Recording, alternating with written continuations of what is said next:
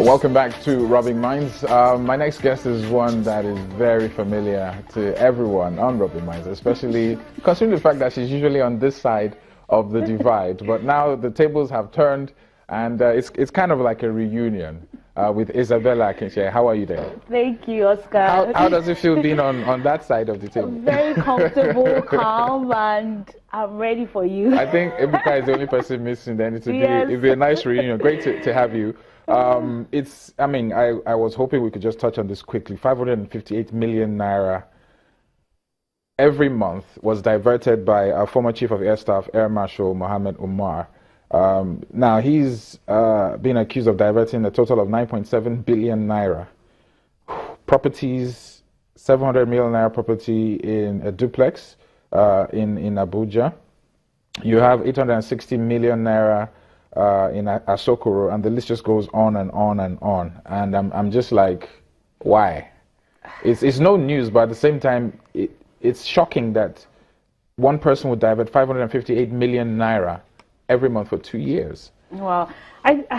Maths, I was an art student, but I can just imagine how many zeros I would put doing times 24. And I think these past weeks, past months, the amount of money that we're finding out that has been diverted by an individual or being found in somebody's house is just mind-boggling. And we're just thinking, if only that money was even being used in the economy in one way or the other, and it's touching the common man, then maybe Nigerians will be a bit forgiving. But just having all of that and all these properties, like no matter how many houses you have, you can only sleep on one bed, in one room, and in one house at a given point. Someone told me that it's a fear of poverty that makes people just keep on stealing, but this is ridiculous. How many minimum wages are in there?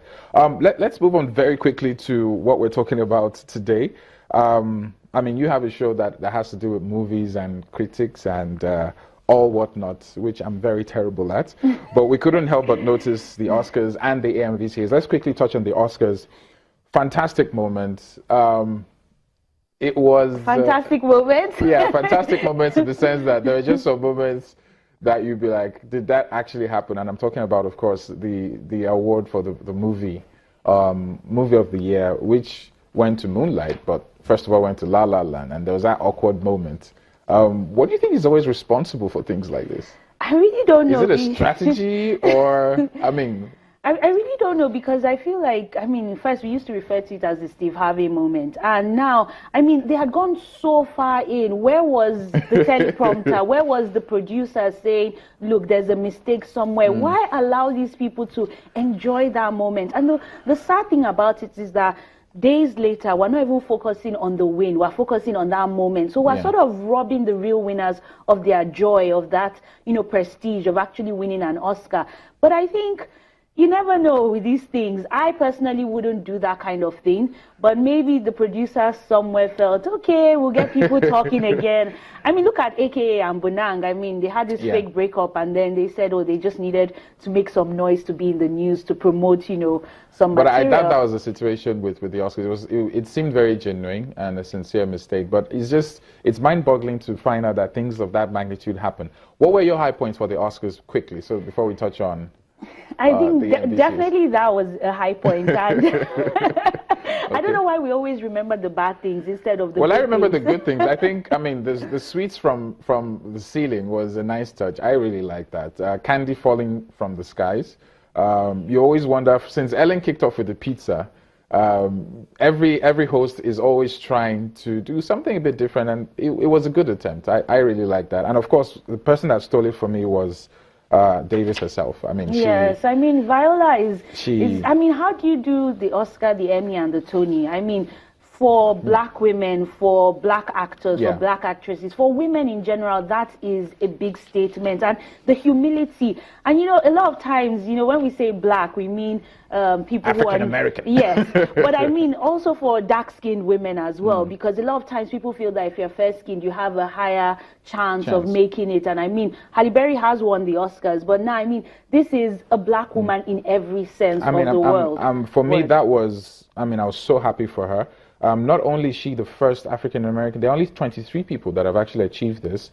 And just recently, about a couple of days ago, she picked up another award, the Harvard Artist of the Year Award. And I had to do some research. So I read her story, and I found that she literally was as poor as they come. This was a typical rags to riches story. She was, and I quote, I just had to quote, she says, I would jump in trash bins with maggots looking for food.